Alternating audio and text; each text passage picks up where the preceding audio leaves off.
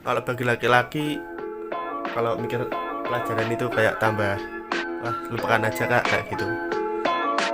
Meskipun seberat apapun rintangan itu, kalau kita ikhlas dan bahagia melakukan itu, pasti akan lancar juga hasilnya. Logis, logis, logis. Mari kita Berpikir logis. bersama Podcast logis. Podcast logis. senantiasa Membersamaimu. tanpa terbatas. Ruang dan waktu.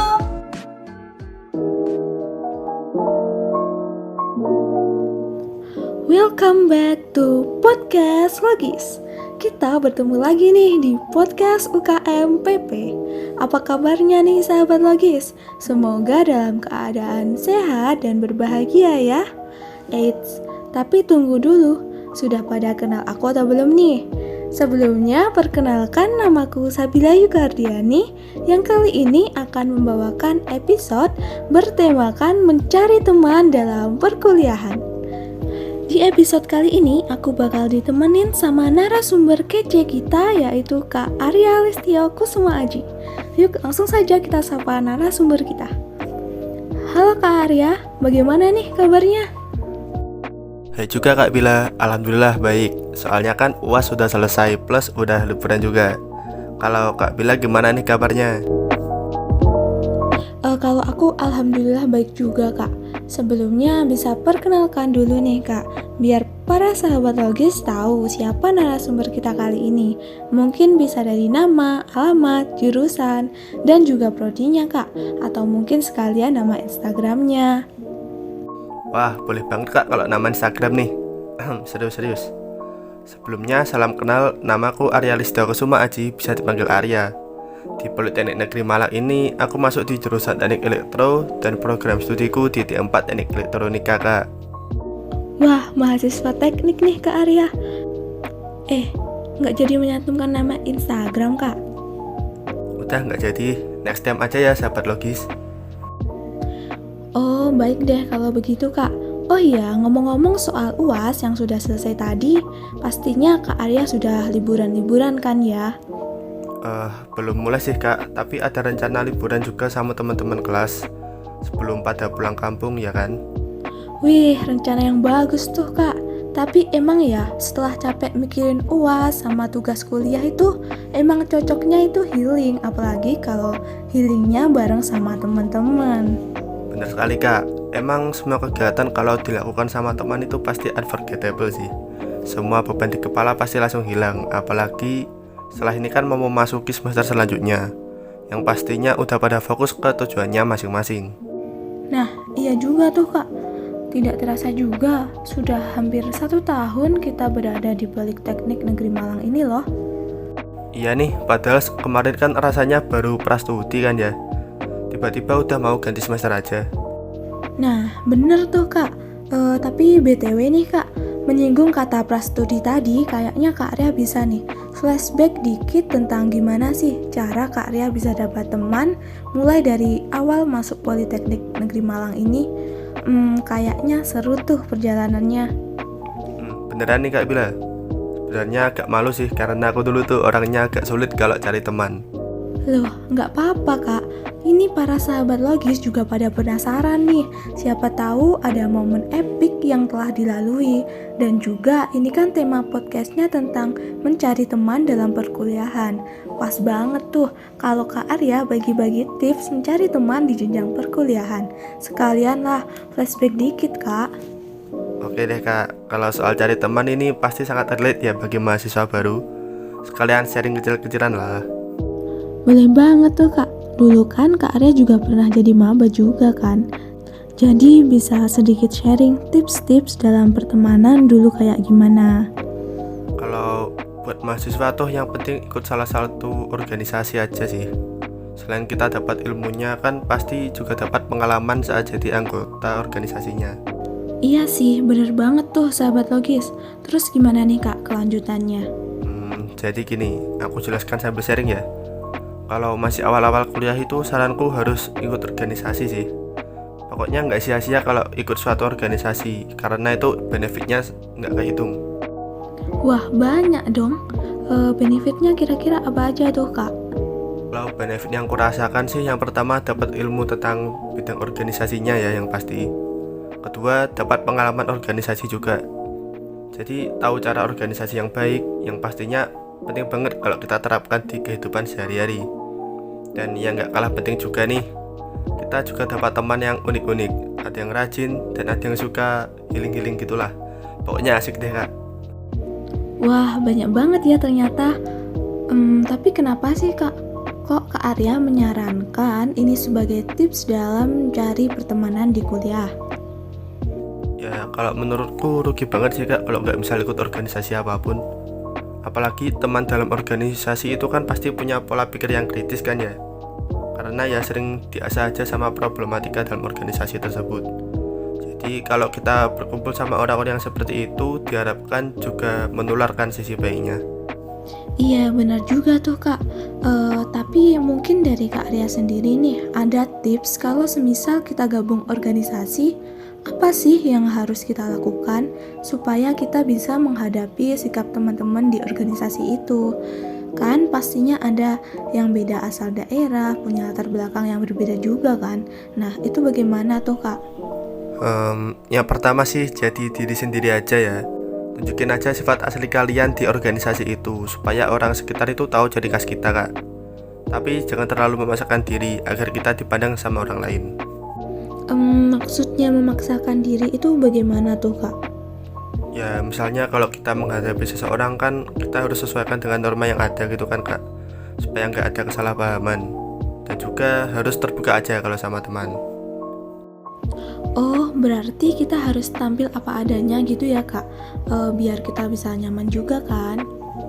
Ya benar banget kak Bila. Kalau di organisasi yang penting juga harus tanggung jawab sih sama amanah yang diberikan. Soalnya kan kalau mengghosting itu pasti kesulitan nantinya. Terus kemudian malah jarang muncul di grup dan malahan nanti nggak ada yang percaya sama kita kan. Iya juga kak.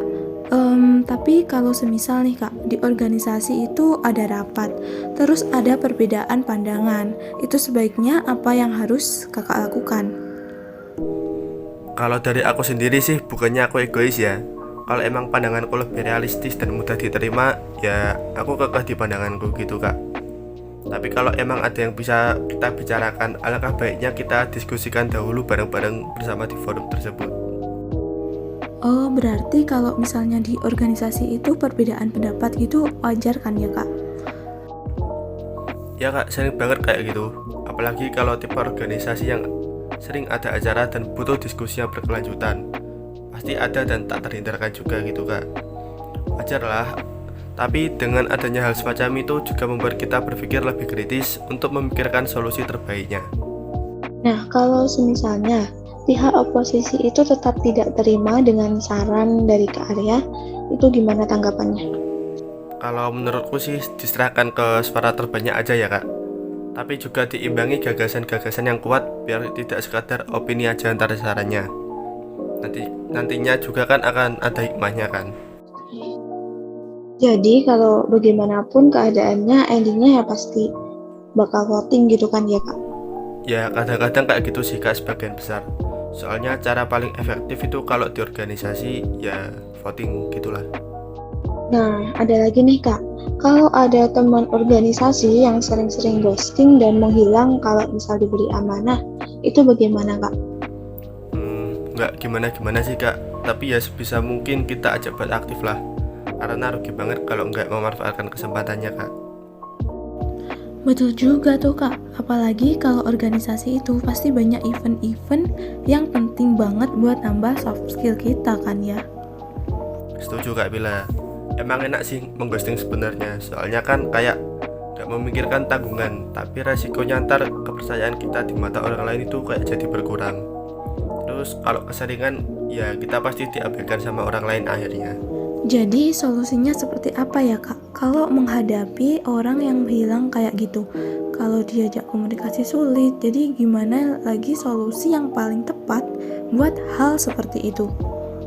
Saran saya sih sering-sering pendekatan aja kayak gitu. Kita tumbuhkan rasa percaya diri kita dalam pikirannya agar tetap bisa diamanahi. Tapi kalau emang hasilnya nihil, ya nggak usah dipaksa lah. Mungkin juga bukan passionnya gitu kan. BTW aku ada tips nih kak. Wah, apa tuh tipsnya? Kan ada tuh kata-kata keluar dari zona nyaman, bener nggak sih? Nah itu kan menurut Kak Bila rasional nggak? Soalnya kan semua hal itu harusnya didasari oleh niat kita. Kalau nggak nyaman dengan hal itu ya nggak usah dipaksakan aja kayak gitu kan. Kita cari hal yang benar-benar ada di passion kita. Jadi kalau menurutku itu gini, kata yang lebih masuk akal itu kita perluas zona nyaman kita gitu kak. Jadi kalau kita nyaman melakukan suatu hal, pasti muncul kebahagiaan dalam hal tersebut dan jadinya nggak ada paksaan. Wah, betul tuh. Open-minded sekali nih Kak Arya. Jadi, menurut Kakak Arya ini, kita harus melakukan segala sesuatu dengan didasari kebahagiaan dan kenyamanan kita. Ya benar banget kak. Meskipun seberat apapun rintangan itu, kalau kita ikhlas dan bahagia melakukan itu, pasti akan lancar juga hasilnya. Aku jamin 100% nih kak. Oh iya sih Kak, relate banget yang itu, jadi pikiran kita bakal tenang, tidak panik meskipun dapat persoalan yang sulit. Ngomong-ngomong tentang sifat orang nih Kak, kan ada juga tipe kepribadian orang yang extrovert dan introvert. Nah kalau introvert itu gimana sih cari temannya? Bukannya tipe ini cenderung menjauh, pendiam buat bersosialisasi ya kan? Kalau menurut psikologi sih gitu.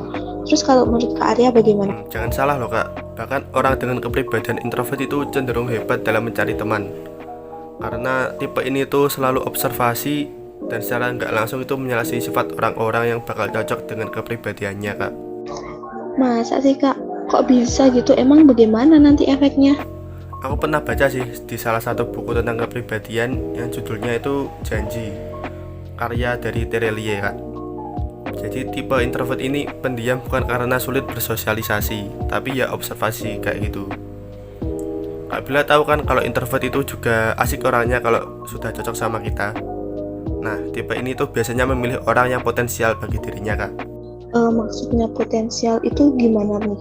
Apakah yang bisa berguna bagi dia atau bagi sekitarnya atau bagaimana? Ya bener sekali kayak gitu. Tapi perlu digarisbawahi ya, bukan memanfaatkan, tapi berpotensi dalam membawa kita terus maju untuk menggapai impian kita. Jadi selain dapat relasi, pastinya juga dapat dukungan dalam menekuni passion gitu kak. Jadi selain mendapatkan teman, berarti juga belajar dan akhirnya nanti bakal sukses bareng gitu kan ya? Ya bener kak, kayak gitu. Kapan lagi ya kan kita ada kesempatan emas seperti ini, apalagi relasi yang berpotensi untuk membuat kita sukses. Oh iya, Kak Arya ini tadi kan mahasiswa teknik kan? Sudah masuk luring berarti ya? Itu biasanya pas offline ngapain aja tuh sama teman-temannya? Biasanya kerjakan tugas bareng, kadang juga mampir ke kosan temen. Kalau enggak ya makan-makan setelah ada makul offline kayak gitu. Tapi aku akui loh kak, kalau kuliah offline itu jauh lebih seru daripada kuliah online. Wah, kenapa tuh Kak? Kok lebih seru offline daripada online? Ya itu tadi kak, makan-makan terus nongkrong di malam hari. Wah syahdu banget pokoknya. Kadang juga ya kita itu cerita keluh kesah di perkuliahan. Wah, syahdu tuh Kak. Tapi kenapa ya Kak? Kok mahasiswa itu pasti ngajaknya nongkrong atau ngopi gitu buat kumpul-kumpul sama temennya? Gimana ya, rasanya emang kayak beda gitu sih kak. Biasanya pembicaraan itu ada seperti topik tersendiri yang dibahas, dan itu pastinya positif dan membuat kita berpikir kritis. Oh gitu ya Kak. Kalau dari anak perempuan pas kumpul-kumpul itu biasanya membahas pelajaran sih. Kalau aku dulu waktu SMA. Kalau bagi laki-laki, kalau mikir pelajaran itu kayak tambah, wah lupakan aja kak, kayak gitu. Jadi kita bahas perkuliahan itu ya pada matkul kayak gitu. Wah, simpel banget ya ternyata.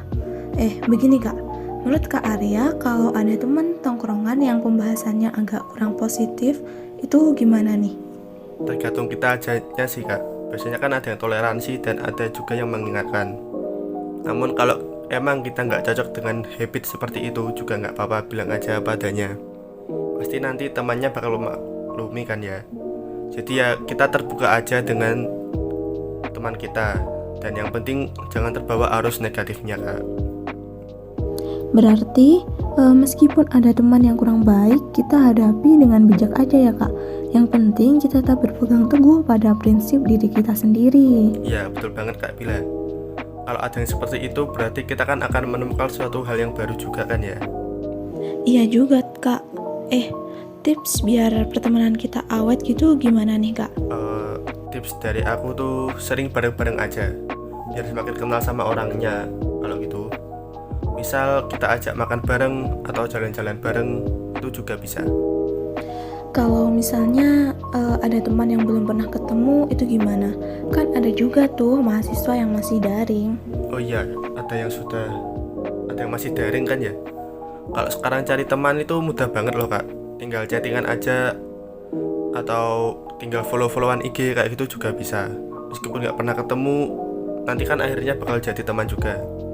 Tipsnya kalau via daring itu menurutku sering-sering komunikasi aja sih. Kadang bahas tugas atau gimana gitu. Kalau udah deket biasanya udah mulai sering berkomunikasi kayak gitu Kak. Biasanya tuh butuh waktu agak lama juga. Soalnya harus bisa sefrekuensi dan cocok karakternya. Ya tapi nggak masalah sih. Yang penting tuh teman saling membantu aja udah keren banget. Wah keren banget nih Kak Arya. BTW nih Kak ya, untuk menutup podcast kita kali ini, mungkin Kak Arya ada tips dan trik mencari teman dalam perkuliahan. Apa ya tips and triknya? Kalau menurut aku loh ya, tips and trik mencari teman saat daring itu salah satunya bisa aktif di kelas atau sering nolong teman kalau pas kesusahan. Dan yang paling itu pokok jadi diri sendiri aja Kak. Tapi kalau gitu kita kembali ke pribadi masing-masing aja. Kalau menurut Kak Bila sendiri gimana nih? Wah ditanya balik nih. Kalau menurut aku ya Kak, hampir sama sih sebenarnya, tapi ditambah lebih interaktif di grup kelas dan juga lebih SKSD gitu terhadap temannya gitu aja sih. Atau mungkin bisa juga menambah teman luar jurusan dengan ikut UKM atau organisasi yang ada di kampusnya gitu. Wah setuju banget Kak Bila. Kita juga harus cari teman yang banyak gitu ya Kak. Iya aku setuju Kak. Kalau punya relasi banyak, pasti juga banyak teman yang bakal membantu kita pas kita kesusahan kan ya. Apalagi kalau udah lulus. Nantinya saat berpisah pasti juga bakal ingat kalau ada cerita-cerita yang bagus pas kuliah gitu. Ya betul banget Kak Bila. Jadi kesimpulan podcast hari ini itu intinya kita harus jadi diri sendiri aja dan berteman supaya antara kuliah dan masa depan kita bisa lebih cerah karena ada teman yang mensupport kita. Nah tapi tetap diingat ya sahabat logis, kalau kita harus menjauhi lingkungan yang tidak sehat agar kita tidak terjerumus ke jalan yang salah. Betul Kak Arya. Nah, mungkin cukup sampai di sini ya Kak untuk episode kali ini. Nah, terima kasih kepada Kak Arya sudah menemani kita hari ini dan terima kasih kepada sahabat logis yang telah mendengarkan podcast dari awal hingga akhir. Semoga kita semua mendapatkan manfaat dari diskusi hari ini ya. Sampai jumpa di episode berikutnya. See you sahabat logis.